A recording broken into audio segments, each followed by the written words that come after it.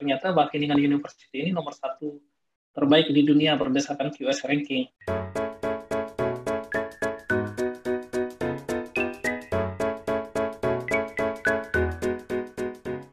Selamat siang sahabat literasi, salam sehat dan salam semangat. Terima kasih untuk tetap stay tune di podcast literasi dan komunikasi. Podcast yang mencoba mendiskusikan hal-hal terkait literasi, pendidikan, lalu kemudian beasiswa, semangat belajar, juga tentang komunikasi. Kita membicarakan topik-topik yang sangat khusus ini, sekaligus juga topik-topik yang seksi untuk didiskusikan. Kali ini kita akan berdiskusi kembali dengan teman-teman yang hebat yang tengah menyelesaikan studi, bahkan yang sudah menyelesaikan studi di beberapa kampus ternama dunia. Ini teman-teman yang tidak sembarangan karena mereka juga melewati berbagai proses yang kita akan dengar nanti, proses yang tidak mudah, tapi dengan semangat yang luar biasa mereka bisa berhasil. Harapan kami sahabat literasi bisa belajar dari mereka, dari teman-teman hebat ini, untuk tetap mengembangkan mimpi-mimpi Anda, tapi sekaligus juga menderakan mimpi itu, mewujudkan mimpi sehingga apa yang Anda cita-citakan, bisa sekolah ke luar negeri tanpa biaya bahkan, itu bisa terwujud. Karena saat ini banyak sekali sarana yang bisa digunakan untuk itu. Baik, kita akan berdiskusi dengan Bang Ahmad Yani Lubi. Selamat siang, Bang Ahmad Yani, apa kabar? Selamat siang, Bang. Sehat, Bang. Ya, beliau sahabat saya, kami sudah kenal kurang lebih 5 tahun lalu ya, Bang Ahmad Yani ya, 2016 kami ketemu. Ya, benar. Beliau ini salah seorang bisa dibilang ya orang hebat lah bagi saya begitu, karena ini bukan mudah juga untuk mencapai apa yang beliau saat ini sudah capai. Oke, kita langsung tanya aja ya. Bang Ahmad Yani, kalau boleh cerita, sebelumnya ini kami dapat kabar nih bahwa Anda itu baru selesai sekolah di salah satu tempat yang cukup keren begitu. Boleh dong informasikan ke kita di kampus apa, bahkan di jurusan apa, dan di negara apa? Ya, oke. Makasih, Bang. Ya, jadi nama saya Ahmad Yani, perlindungan logis mengangkat panjang gitu ya. Saya menyelesaikan S1 saya juga masalah kehutanan di Universitas Gadjah Mada. Terus kemudian saya bekerja di BPK sebagai auditor. Terus tahun 2014 mencoba untuk BPK ini sebab Badan Pemeriksa Keuangan. Badan Pemeriksa Keuangan ya. Oke, siap. Pemeriksa Keuangan. Terus 2014 akhir ya. Jadi ada niat untuk mau melanjutkan sekolah seperti itu. Jadi saya mencari literasi terkait dengan sekolah ke luar negeri. Karena memang saya pikir banyak sekali ya bisa kita dapatkan manfaatnya ketika kita belajar ke luar negeri gitu ya. Selain pengalaman, terus yang pasti budaya yang sangat berbeda, bahasa yang berbeda, terus musim yang sangat berbeda. Nah, ini merupakan sebuah tantangan yang sangat menarik bagi saya gitu. Sehingga saya membulatkan tekad waktu itu untuk mencari sekolah ke luar negeri, university. Terus kenapa saya mengambil Wageningen University ini juga? Karena memang didasari beberapa alasan gitu, Bang. Jadi yang pasti yang pertama, karena memang background saya sarjana kehutanan waktu saya ambil S1, kemudian saya mencoba mencari top 5 gitulah kampus-kampus terbaik di dunia terkait dengan agriculture dan forestry. Akhirnya saya menggunakan QS ranking seperti itu. Akhirnya ketemulah The Wageningen University itu. Ternyata Wageningen University ini nomor 1 terbaik di dunia berdasarkan QS ranking untuk subjek agriculture and forestry. Wageningen University di Belanda ya? Iya, Wageningen University di Belanda. Okay. Ini nomor 1 terbaik di dunia. Jadi waktu 2000 daftar itu masih terbaik. Terus saat ini juga tahun 2021 ini juga masih terbaik nomor 1 di dunia. Subjeknya berdasarkan subjek gitu. Nah, kemudian saya memang ambil bukan agriculture and forestry, tapi environmental science. Tapi ketika saya meng-apply, mendapatkan letter of acceptance atau LOA-nya itu, Bang, itu memang saya daftar dua-duanya dan alhamdulillah diterima juga dua-duanya. Gitu. Wow, keren. Sama environmental science. Tapi environmental science ini atau ilmu lingkungan ini nomor waktu saya mendaftar dulu ya, itu nomor 4 lah terbaik di dunia. Nomor 1-nya itu kalau nggak salah kayak Stanford University, terus Oxford, baru Wageningen University yang di Belanda ini. Nah, Terus karena sesuai dengan personal statement yang saya ajukan waktu itu Bang, saya emang kayaknya lebih condong kayak ilmu lingkungan seperti itu.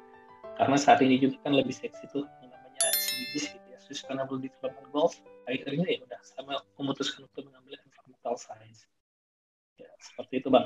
Wow, luar biasa. Jadi sekolah di tempat atau di sekolah terbaik dunia itu kan memberikan juga pride yang luar biasa begitu ya. Nah, berapa lama kemarin studinya, Bang Yani? Nah, jadi kalau di Belanda itu tergantung jurusan dan tergantung kampus, Bang. Jadi kalau di Wageningen University itu kita menyelesaikan studi S2 itu selama 2 tahun. 2 tahun ya? Ya 2 tahun. Tapi kalau hukum, misalnya di Universitas Leiden gitu ya, di Leiden itu cuma 1 tahun. Terus jurusan di Rotterdam University itu juga cuma 1 tahun. Tapi at least rata-rata untuk lulus kuliah S2 di Belanda itu 2 tahun Bang.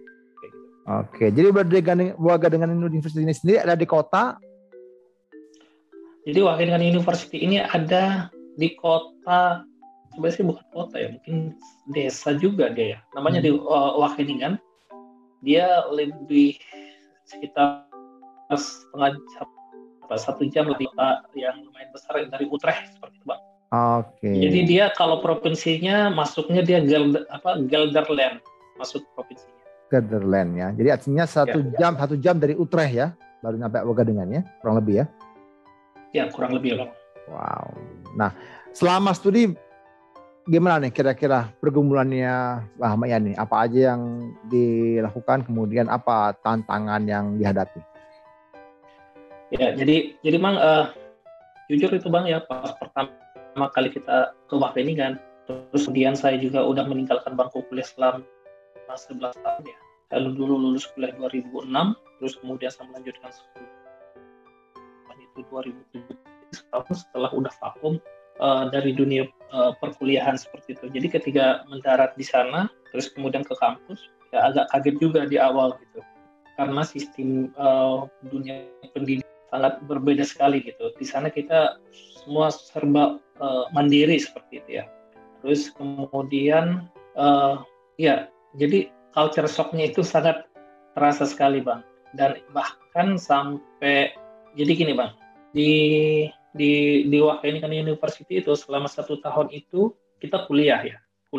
Itu ada periode namanya. Itu dibagi 6 periode. 6 periode. 1 periode itu 2 mata kuliah.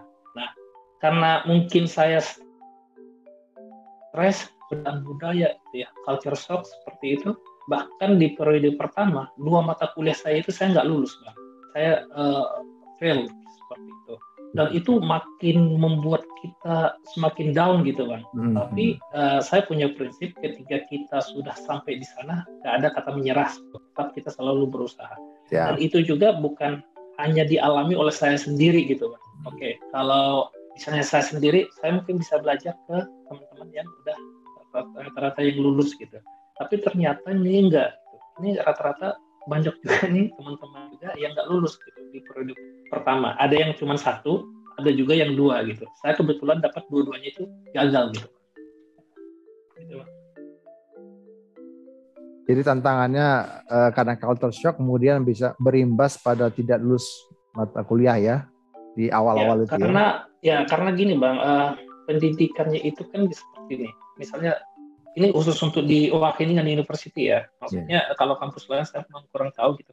Jadi kalau kayak di Wageningen University itu, jadi 1 mata kuliah itu terdiri dari kita belajar sendiri. Belajar sendiri itu guru itu dosen itu hanya memberikan kayak sampulnya aja gitu. Isinya itu kita dikasih paper yang banyak gitu Pak. Kita kan yang namanya orang Indonesia atau saya sendiri gitu ya, jarang sekali membaca gitu. Apalagi membaca-baca jurnal atau paper seperti itu. Tiba-tiba dikasih kita paper 20 sampai 30. Dan semua jawaban itu ada di paper itu. Jadi di presentasi dosen itu nggak ada. Presentasi dosen itu hanya sebagai kulitnya aja. Jadi semacam kulitnya aja. Terus kalau mau tahu lebih dalam, baca papernya. Nah, ujian-ujiannya itu berasal dari paper-paper itu semua. Berasal dari jurnal-jurnal itu. Terus kita membagi waktu itu juga, ya saya sangat kewalahan sekali Bang. Memang kita time management saya lah pribadi gitu ya, sangat mungkin buruk sekali ketika di Indonesia gitu ya. Jadi kita nggak pernah membuat time management yang baik gitu. Dan di sana itu ternyata time management itu sangat penting gitu. Karena satu mata kuliah itu terdiri dari 3 tugas, Bang. Jadi yang pertama, selain tugas working group ada juga individual paper gitu. Individual paper baru kemudian untuk mempersiapkan ujian juga. Karena satu mata kuliah atau satu periode itu hanya 2 bulan. Jadi 6 minggu itu belajar, 1 minggu study week, 1 minggu terakhir ujian. Nah, jadi hal-hal ini yang tidak pernah juga saya dapatkan waktu saya kuliah dulu gitu kan. Apakah karena saya udah terlalu lama nggak kuliah gitu atau seperti apa? Justru hal-hal yang ini Bang, membuat saya sangat shock, sangat shock dan tidak bisa berlari kencang. Jadi ibaratnya kalau kita mobil nih Bang, jadi mereka udah lari 60 km per jam, sementara saya ini baru 20 km per jam gitu. Jadi akselerasi saya menuju batas minimalnya itu sangat keteteran saya. Keteteran ya? Wah. Ya itulah hambatannya. tapi memang itu hal yang nggak bisa dipungkiri juga karena memang kita mungkin tidak atau belum terbiasa ya memanage waktu kita. Apalagi sudah 11 tahun ya. Bang Yani ya. Ya betul. Sudah 11 tahun. Ya, itu intake-nya kapan ya? Di Belandanya? Intake-nya di September 2017, Bang. Oh, jadi 1 tahun setelah masuk ya. 1 tahun 3 bulan ya, bahkan ya. 1 tahun. Ya, betul. Berarti selesai 2019. Selesai 2019, Bang. Oh iya. Jadi pas lah. Jadi saya intake September 2017. Saya udah kolokium atau defense-nya itu di Juli, Bang. Bulan Juli. 2019. Jadi sebenarnya iya 2019. Iya, oke. Itu jadi tantangannya luar biasa ya, manajemen waktu, tadi juga culture shock ya, kemudian juga bagaimana, ada juga homesick kali ya, Bang Yani ya? Kalau saya pribadi sih sebenarnya kalau homesick itu nggak terlalu terasa Bang ya, karena kebetulan keluarga saya bawa juga ke sana. Oh, I see. Waktu LPDP sebelum tahun 2017 ya, baik S2 maupun S3 itu kan dikasih living allowance, family allowance Bang. Family allowance. Jadi kalau yang homesick itu nggak terlalu terasa. Cuman ya yang terasa itu ini aja budayanya, terus mekanisme pendidikannya seperti itu. Tapi studinya pakai bahasa Inggris ya, bukan bahasa Belanda. Ya bahasa Inggris Bang. Jadi 100% penyampaiannya itu bahasa Inggris. Tapi kalau mau ujian ya silahkan aja, kalau bisa bahasa Belanda mau tulis bahasa Belanda juga nggak apa-apa. Jadi dibolehkan dua bahasa itu. Dibolehkan ya. Oke. Selama 2 tahun di Belanda bawa keluarga. Berapa putra, Bang Yani? Waktu itu 1 putra 1 putri. Oh, 2 ya. Berarti ada 4 orang yang harus survive hidup ya di Belanda ya. Ya. Nah, Belanda kan pakai mata uang euro ini. Itu gimana? Gimana kehidupan ini? Berarti banyak juga dong uangnya Bang Yani ini bisa studi ke sana, bawa keluarga. Atau ada sumber pembiayaan studi nih? Dari mana Bang Yani? Nah, itu alhamdulillah itu Bang. Saya pikir tuh udah pas lah gitu. Oh, enggak. Maksudnya pas gitu Bang. Jadi maksudnya kan karena ketika 2017, sebelum 2017 itu kan dikasih living allowance sama family allowance Bang. Yang family allowance itu sebesar dari mana? 25% ya, 25% dari living allowance kita. Tapi dia cuma ditanggung 2 orang aja. Maksud saya itu dari kantor, dari kantor pembiayaannya. Oh bukan dari LPDP Bang. Oh LPDP itu lembaga pengelola dana pendidikan. Oh iya Bang. Maaf, jadi saya waktu sekolah mendapatkan beasiswa dari LPDP. Oke, dari Kementerian Keuangan Bang. Wah, keren dong bisa sampai ke Wageningen University dari LPDP. Gimana caranya tuh Bang Yani? Coba dong kasih tahu dong sedikit strateginya kepada sahabat literasi. Ya, jadi LPDP ini kan memang 2013-2014 ini kan memang lagi booming-boomingnya ya, bahwa banyak memang beasiswa yang disediakan oleh pemerintah. Dan pada saat itu juga saya dapat informasi ini juga dari teman.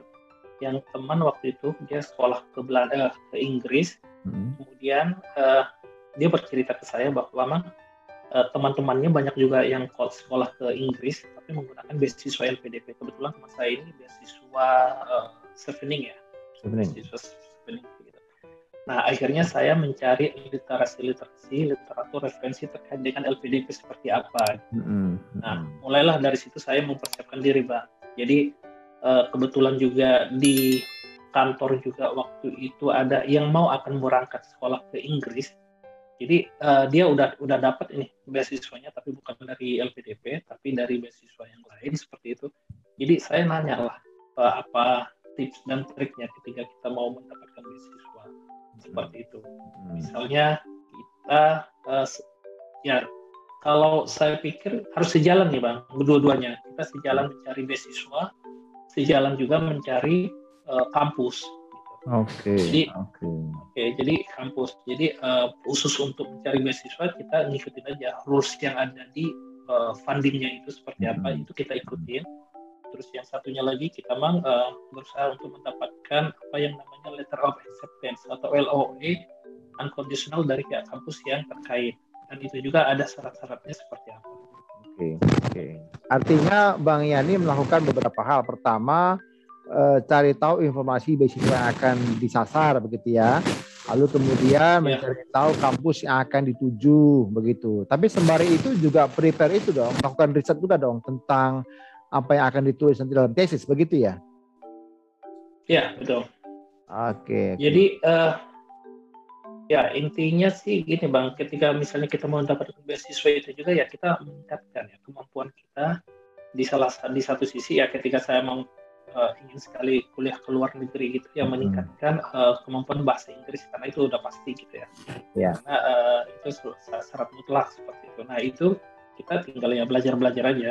Sekarang ini kan YouTube juga udah banyak ya. Kita banyak bisa belajar dari sana.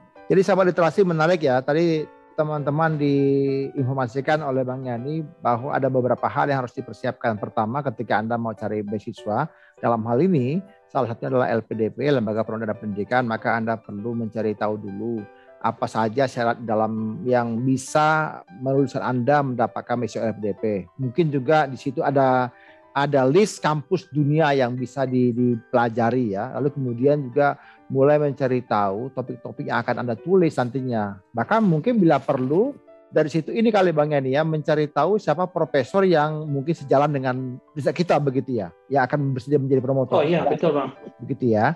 Iya, betul. Jadi kita mencari tahu dulu siapa profesornya, lalu kemudian apa minatnya, apakah sama dengan kita, supaya nanti ketika kita mulai studi itu langsung bisa inline dan kita dapatkan supporting dari promotor. Nah ini menarik ya, sahabat literasi, Anda yang memang punya mimpi tinggi untuk sekolah tinggi, bahkan sampai ke luar negeri, jangan sekarang nggak ada lagi tuh alasan karena aduh nggak ada uang, orang tua saya orang susah gitu, enggak. Banyak lembaga-lembaga yang menyediakan beasiswa. Nah, dalam hal ini podcast literasi komunikasi memberikan informasi kepada teman-teman bahwa sesulit apapun ekonomi teman-teman, selama masih ada kemauan untuk sekolah tinggi, itu go ahead, silakan. Banyak cara dan podcast ini memberikan berbagai tips, trik, bahkan juga pengalaman hidup dari teman-teman yang sudah menjalaninya. Begitu. Jadi 2 tahun di Belanda, bawa keluarga, ternyata Bang Yani didukung oleh pemerintah Indonesia begitu. Dan sekarang kembali bekerja di BPK Republik Indonesia ya, Bang Yani ya? Ya, betul Bang. Oke, kemarin penelitian Bang Yani apa nih kalau boleh tahu nih di Belanda? Kalau penelitian saya itu terkait dengan pengelolaan lahan kritis ya Bang ya. Karena memang kan saya background-nya itu kehutanan, terus S2 saya juga masalah lingkungan. Terus saya sangat tertarik sekali dengan SDGs. SDGs itu Sustainable Development, dan ini juga sejalan dengan beberapa program yang ada lah di kantor saya juga. Jadi saya mengambil tema terkait dengan policy-centric governance. Policy-centric governance itu nggak hanya melibatkan multi level tapi multi aktor juga, Pak. Jadi kita selain multi level sama multi aktor. Dan saya melihat sampai sejauh mana koordinasi antara instansi multi level maupun multi aktor pengelolaan lahan kritis. Karena saya mau ingin meningkatkan institutional effectiveness ya. Karena memang kita tahu misalnya waktu itu ya target lahan kritis, penanganan lahan kritis itu masih sangat rendah dari target yang dicanangkan oleh pemerintah. Jadi sama mencoba melihat sejauh mana koordinasi yang dilakukan oleh multi level maupun multi sektor di bidang itu. Wah, menarik sekali. Jadi ini sesuatu yang sangat terkait dengan hutan dan lahan gambut ya.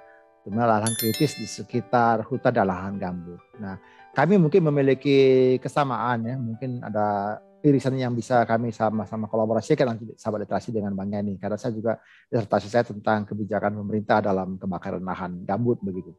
Nah, ini menarik ya kalau kita ketemu satu orang yang sebidang itu bisa membuahkan cerita yang bisa berjam-jam juga mendiskusikan hal-hal yang penting terkait itu. Nah, sahabat literasi sekali lagi kami mengundang teman-teman untuk berinteraksi dengan kami. Silakan menyampaikan pertanyaan Anda kepada kami melalui nomor atau medsos yang ada di layar monitor ini. Silakan nanti teman-teman mengirimkan pertanyaan terkait dengan apa yang disampaikan sama Bang Yani. Kami akan coba nanti menjawabnya sesegera mungkin, tentunya berdasarkan dari perspektif dari Bang Yani supaya inline begitu, dan teman-teman juga bisa mendapatkan semangat lebih jauh lagi untuk bisa mengikut jejak beliau. Nah, mungkin dari Bang Yani satu hal lagi, mungkin apa yang menjadi pesan-pesan Anda kepada teman-teman, kepada sahabat literasi yang ingin meniru langkahnya Bang Yani, dan apa yang harus mereka persiapkan? Monggo. Ya, kalau saya sih sebenarnya jangan pernah bermimpi untuk bisa mencapai cita-cita yang setinggi-tingginya. Jadi saya mengambil quotes-nya Bung Karno gitu ya. Kalau nggak salah itu gantungkanlah cita-citamu setinggi langit gitu. Bermimpilah setinggi langit. Jadi jika engkau jatuh, engkau akan jatuh di antara bintang-bintang. Jadi itu. Jadi saya emang suka lihat pribadinya Bung Karno sama Habibie ya. Jadi dari Habibie juga saya suka baca terkait dengan profilnya Habibie juga, dan Habibie juga pernah mengatakan juga bahwa kegagalan itu hanya terjadi bila kita menyerah. Jadi karena kalau saya lihat itu bahwa memang sekarang ini khususnya anak muda sekarang ini banyak juga kadang dia belum mencoba tapi udah menyerah seperti itu. Jadi kegagalan hanya terjadi bila kita menyerah. Jadi satu lagi, dimanapun engkau berada, selalulah menjadi yang terbaik dan berikan yang terbaik dari apa yang bisa kita berikan. Menarik ya. Jadi sahabat literasi kita dapatkan perspektif baru dari Bang Yani untuk kita tetap berjuang dan jangan menyerah. Itu menjadi hal yang penting. Baik sahabat literasi, kami bersyukur pembicaraan ini bisa menjadi berkah buat teman-teman semua. Yang perlu informasi silakan hubungi kami lagi. Kami undang Anda juga untuk subscribe dan klik share, lalu informasikan ke sebanyak mungkin teman-teman supaya mereka pun dapat informasi yang sama. Kalau kita bisa mengecap pendidikan yang lebih tinggi, harapan kita juga punya perspektif yang lebih baik. Nah, perspektif ini digunakan atau diperlukan untuk membangun Indonesia yang lebih baik. Begitu ya Bang Yani ya? Ya. Nah, daripada kita sibuk klik share hoax yang nggak jelas begitu kan, mari kita sekarang mulai klik share informasi yang berguna bagi orang lain. Ya, jadi terima kasih Bang Yani untuk waktunya, sudah meluangkan waktu kepada kita berbincang-bincang. Salam sehat, salam hormat untuk keluarga juga. Untuk sahabat literasi, saya Raja Navitipulu pamit undur. Salam sehat. Step closer.